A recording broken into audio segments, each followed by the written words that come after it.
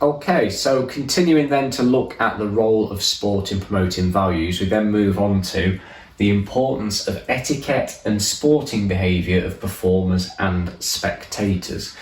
Now, why is this important then? Well, it's important that you're following etiquette and sporting behaviour. Sporting behaviour, often referred to as sportsmanship, because it helps to keep everything fair, for one. So by following the etiquette and showing some sportsmanship, being a sportsman or a sportswoman keeps things fair.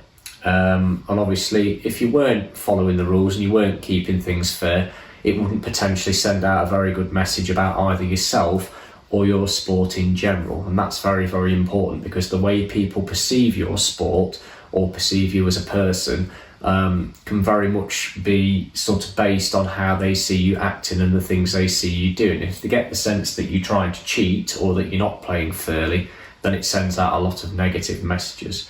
Now, another reason why it's important to follow etiquette and show sportsmanship is that it shows that you've got a good set of values. And obviously, the whole point of this module that we've been looking at has been looking at the role of sport in promoting values. And by following those values that you expect people to follow within your sport or perhaps in larger society, it's obviously making your sport look good, making yourself look good, and hopefully setting an example for people by following those values as well. Another reason why you should be following etiquette and showing sportsmanship or sporting behaviour is for safety reasons. Now, it may be that you could do something fairly daft, fairly stupid in your sport, and it wouldn't necessarily affect anybody. But in a lot of sports, if you do something wrong or you don't follow the etiquette of the sport, there is the potential that somebody could get hurt. Now, a slightly weird example of this might be perhaps something like a tennis player losing a point and then losing the temper and smashing the racket up on the floor, which you've probably seen before. And there have been incidences before where tennis players have gone to smash equipment up or have smashed a ball as hard as he can, perhaps into the side of the court. And there's been times where line judges, ball boys, ball girls, and sometimes even spectators, people in the crowd, have been injured by the balls that have gone flying across the court, at 90 miles an hour, or by somebody smashing a racket and accidentally not realising there was somebody behind them and hitting them with it. So by not following that etiquette, by not showing that sporting behaviour, it can potentially put people at risk. So safety is very much a concern with these things as well. Now, the next reason it's important to follow etiquette and sporting behaviour is down to respect. And basically, when you're playing against anybody in sport, you should always be respectful to the opposition. And again, if you are disrespectful, if you're not following the rules and you kind of looking down your nose at your opponents or not giving them the full respect that you should do, it can make you look arrogant, it can make you look cocky, and worst of all, it can just make your sport look really, really bad and make you look really, really bad as an individual as well. So again, that kind of ties in with making sure you're setting a decent standard and you've got decent values on show. By being respectful and showing respect, that kind of helps that to happen. Now, the final reason for following the etiquette rules and sporting behaviour rules is down to the fact that most people who are playing professional sport are seen as role models. Now, if you're seen as a role model, that means you've got a hell of a lot of people, particularly children, looking up to you, and they are very heavily influenced by what their role models do. And again, a slightly daft example of that type of thing might be a Premier League football or something like that. They get substituted by their manager. They're not very happy about it. So in front of all the TV cameras on the TV, in front of all the crowd in the stadium, and in front of all the little kids watching them, they're effing and blinding as they're leaving the pitch. And then when they do leave the pitch, there's a water bottle on the floor and they decide they're going to kick it as hard as they can into the dugout and things. So setting a very, very poor example as a role model. And then what happens the following Sunday is all the little kids that saw that, one of them gets substituted with 10 minutes to go, just because one of the other kids in the team is going to get a run out for 10 minutes.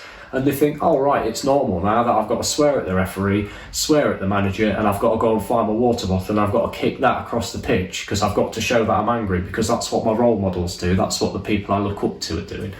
So it's very, very important that we're following that etiquette and following that sporting behaviour for those reasons.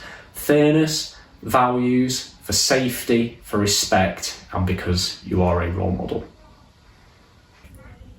Okay then, so now we need some definitions and some examples of some of the words that we need to know for this particular part of the course. So the first one we're going to look at is we're going to look at etiquette. And etiquette is basically an unwritten set of rules that kind of govern a sport. Now, examples of this might be, let's say you've got an injured player in a game of football, something like that, and the opposition have got the ball and they can see that the player from your team's injured, so they decide they're going to kick the ball out of play so that the referee can allow that player that's injured from the other team to get some treatment. Now, there's nothing wrong with that. Let's say my team's kicked the ball out of play, that means it's going to be the other team that get a throw in. I'm then probably expecting, as a result of me kicking it out so that the player off the other team could get some treatment, that the other team, when they get their throw in, are going to throw the ball back to my goalkeeper or back to perhaps one of my players in my half. Now, if that didn't happen, people would probably be absolutely outraged and would probably accuse that team of cheating. However, it is not a rule in football. If I kick the ball out of play for another team, there is nothing to say that they have got to throw the ball back to me. It's etiquette, and basically it's an unwritten rule. It's a rule that people tend to follow because it tends to show good quality values and that you're playing fairly. Okay, now there have been some examples in the past where the ball has been kicked out for injured players or players to get treatment, and for whatever reason that etiquette rule has not been followed, and then goals have been scored and people have been absolutely outraged. There's been examples in the past of where a goal has been scored, the opposition then allowing the other team to go down the other end and score without them resisting it, just to level the game back up and things, because people were so outraged by the fact that the etiquette rule was broken. But there is absolutely nothing to say in that game of football or within that sport that if you kick the ball out for the other team that they have to throw it back to you. It is simply etiquette, and there's nothing wrong with you not following that rule, although people would judge you for it. Therefore it's probably not a good idea to break it. Other examples, if we look at a sport like cricket, if you know you're out in cricket as a batsman, you are supposed to what's known as walk, which means basically if you know you're out, you're meant to start walking back towards the dressing room. And that's whether you think the umpire has spotted it or not. And there have, in the past, been examples of players where it's been fairly obvious that they're out, and the umpire has perhaps not spotted it and they have refused to walk. They've not gone. And again, the other team have seen that as being almost as cheating. But other people would argue, well, the umpires haven't seen it, they haven't made a decision, that's just tough and I'm going to carry on playing. But most people in cricket would probably tell you that that would be bad sportsmanship, bad form by not following that etiquette, and that you probably should have walked.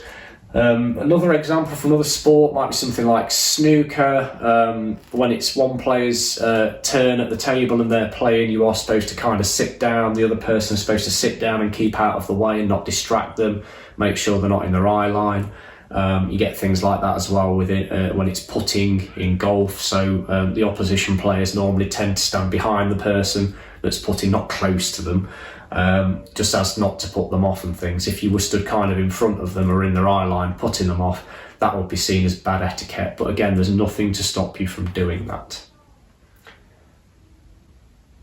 Okay then, so the next one we're going to look at is sportsmanship. Now, sportsmanship most people have probably heard of, and there will be some fairly obvious examples. And this is all about just making sure that you're playing fairly, playing politely, being professional as you play. And it's kind of the little things that you can do during a game or during a performance that just make the whole experience for everybody that little bit more positive. So what are we talking about here? We're talking about little things like shaking hands before and after a game. That shows good sportsmanship, and that's regardless of the outcome.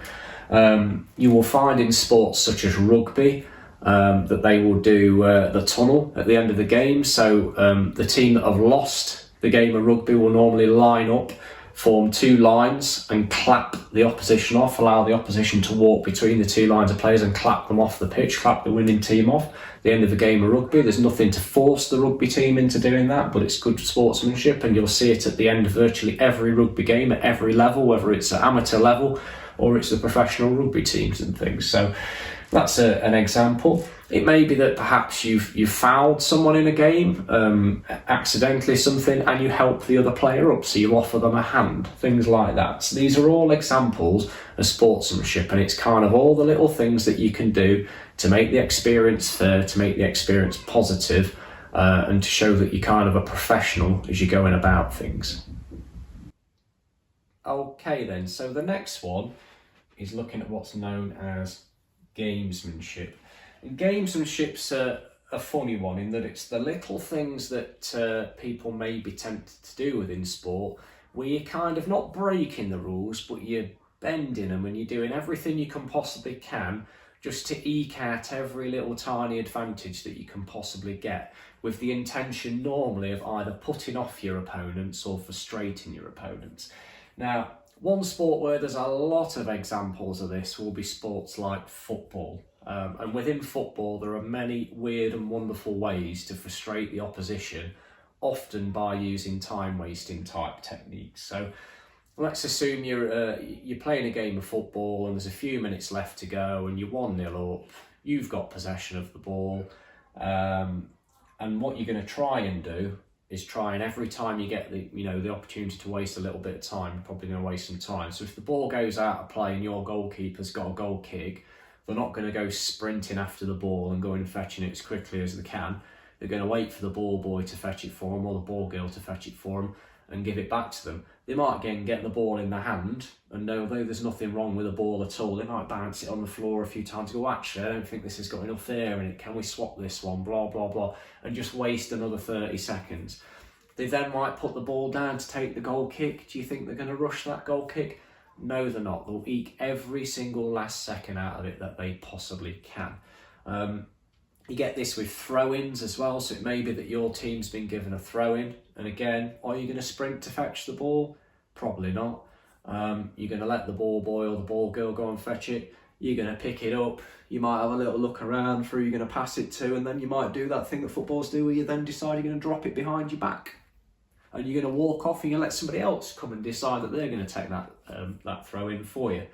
Other things within other sports, well, if you look at a sport perhaps like tennis, something that's very frowned upon within tennis is kind of trying to waste the time of the person whose serve it is. So if the other player is about to serve, you might sort of put your hand up to say, oh, sorry, I'm not ready, or there's an issue. You might say, oh, I've got to tie my shoelace, and waste a bit of time.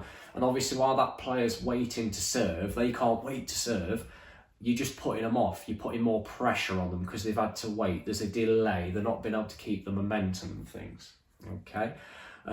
Other examples of gamemanship, again, it all tends to be kind of time-wasting based stuff, that kind of side of things, or, eking out any opportunity you can that's just going to try and stop your opposition or your opponent having that momentum and try and frustrate them things. I think one of the worst ones, one of the ones that I absolutely hate, and a lot of fans and spectators hate it as well, is in football where the opposition team take the ball into the corner of the pitch and just dribble it to the corner flag.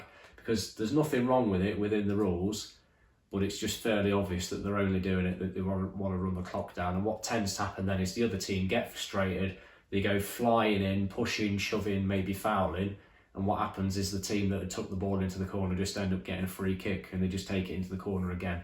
So gamesmanship, all about bending the rules, not breaking them, trying to give yourself those little advantages, often by sort of winding up the opposition, running the clock down, and just trying to eke out every little last advantage you can possibly find.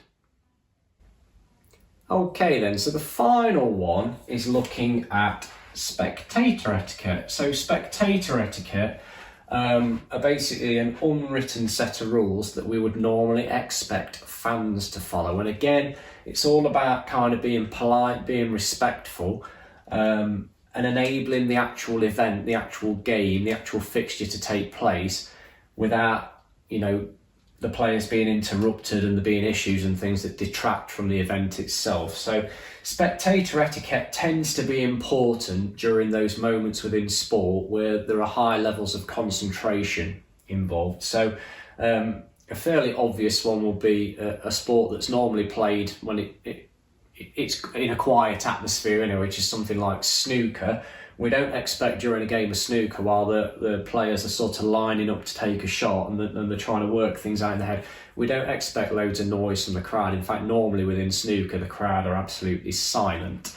Other times where you would tend to find that in sport, well, if a rugby player is about to kick a conversion, you will normally tend to find within rugby that both sets of fans in the crowd will be quiet to allow that conversion to take place, which is totally the opposite to if we look at a sport like football, where when a goalkeeper is taking a goal kick, I know that's not exactly the same as a conversion rugby, but it's a similar kind of action situation where the ball is still and they've got a little bit of time to plan and concentrate on what they're doing.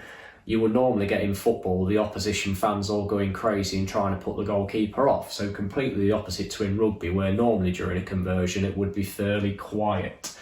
Other times where we'd probably expect silence or quiet within sport, well, when you've got a tennis player who's about to serve, we wouldn't expect members of the crowd shouting out and putting them off. That does sometimes happen, and sometimes the umpires will address the crowd and ask them to calm down, but there's not really that much they can do because, again, it's etiquette, and the players kind of have to deal with the situation that they're in front of. So tennis serving, like I say, is another good example. And perhaps another kind of similar situation would be in a golf competition. So when a player is about to do some putting, there would probably be quite a large crowd around the hole, but you wouldn't really hear them. It's expected that they would be quiet, and in fact the marshals at the golf tournament will normally have a sign in the hand that they can hold up that says "quiet please" on it, again because it's expected that regardless of who it is that you're supporting there, all the golfers will be allowed to do their putting in silence and should be able to concentrate. If spectators don't follow the etiquette, it kind of spoils the event. It spoils it for the other fans that are there, and it spoils it for the players. So it is very, very important.